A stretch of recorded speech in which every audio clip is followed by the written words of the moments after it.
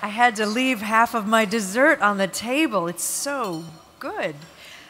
We hope everybody had a really nice dinner, and it is now my honor to introduce someone I think many people in the room probably already know. Ambassador Pierre Vimont was appointed as French ambassador to the United States back in 2007 by President Nicolas Sarkozy. And he tells me that he likes Washington quite a bit, although I'm guessing maybe he's not used to the summers quite yet. Ambassador Vimont was Chief of Staff to the French Minister of Foreign Affairs for 5 years prior to his appointment to Washington. He's previously served as French Ambassador to the European Union, among many other positions in a long and notable career. Please welcome Ambassador Pierre Vimont.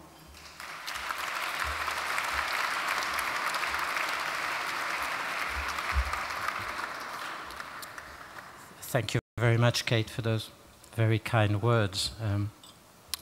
Dear friend, it's a real pleasure and a true honor to be here tonight, but I must tell you it's a bit of a puzzlement for me, because when Antoine Treuil came to me and asked me if I could say a few words, I said that of course I would love to do it, but then he went on with the dialogue that went along those lines. But please don't talk about me.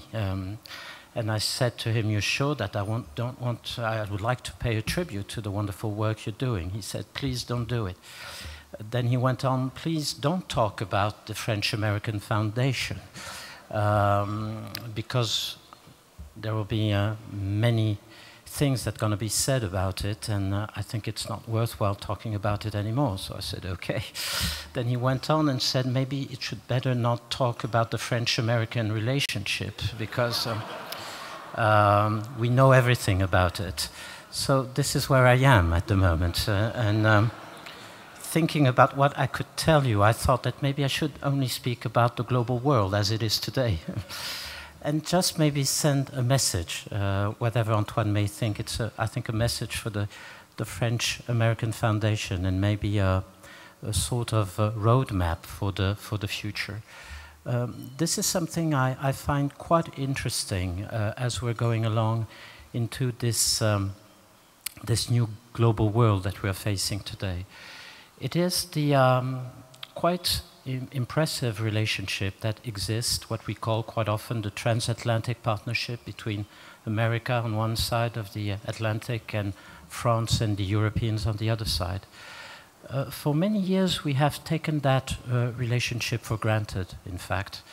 And I was this morning in Washington attending a conference when somebody said, and I think it was quite right, that the problem for the transatlantic relationship today is precisely that we have no problem.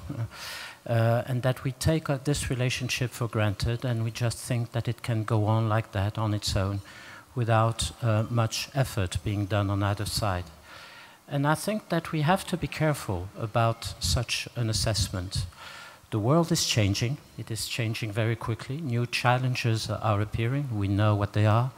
The financial crisis and its economic implications, climate change, immigration, development assistance, Afghanistan, the nuclear program in Iran, the peace process in the Middle East, etc., etc. You name it, everything is there.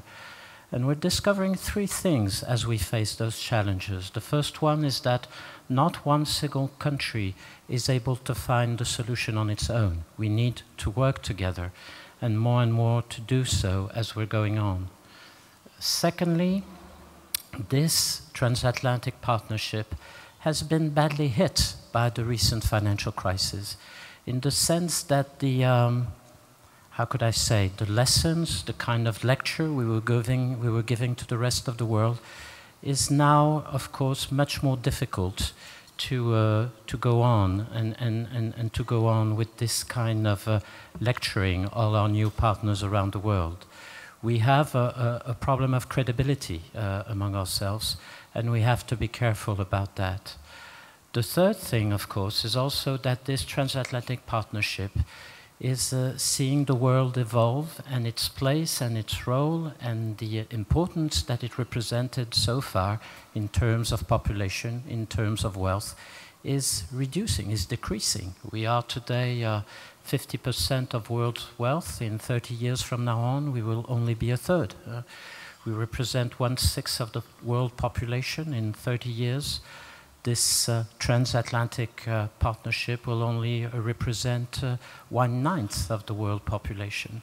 So we have to be aware that if we just let things go on, our influence, our power is about to diminish, and we have to be aware of that. And I think the last thing that we have to be aware of that is that the new emerging partners in the international community are going ahead. We have discovered now for 1 year what is called the G20 meeting. It is there to stay. It will be the new forum where the discussions will take place.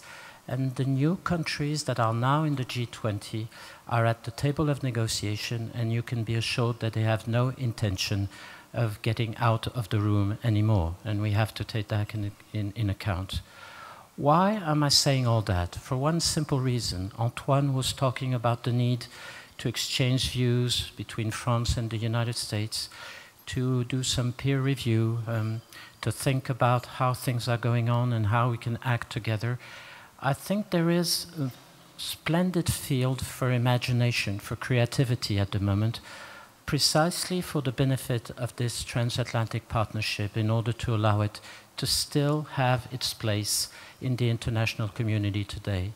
And I think it would be a great service if the French-American Foundation could precisely play this part between France and Europe and the United States in order to come up with new ideas, new creativity, new imagination to find a solution to today's world that is coming up.